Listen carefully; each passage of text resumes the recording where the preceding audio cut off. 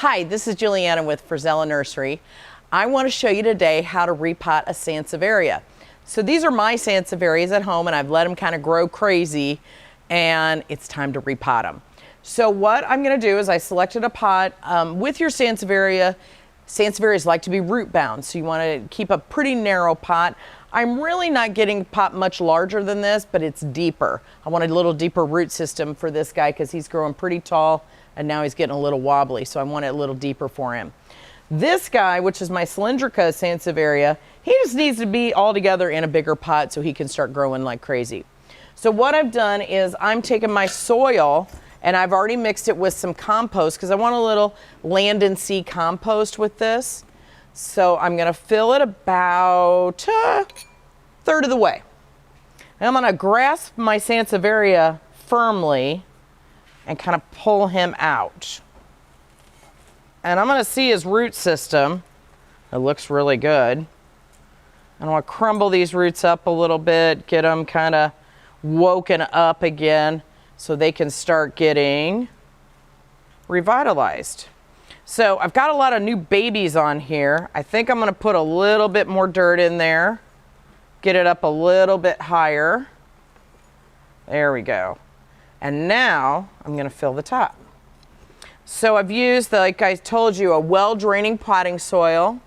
I've done some land and sea compost, and I'm going to fill this guy up. So this pot has a self-draining right here, a saucer with it. I kind of want to get him down in there, make him firm as I can so he stands up nice, and give him not too much room to grow. Like I told you, a Sansevieria wants to be root bound. So if you get any sagging leaves on your Sansevieria, you know you got too big of a pot and it's got too much room.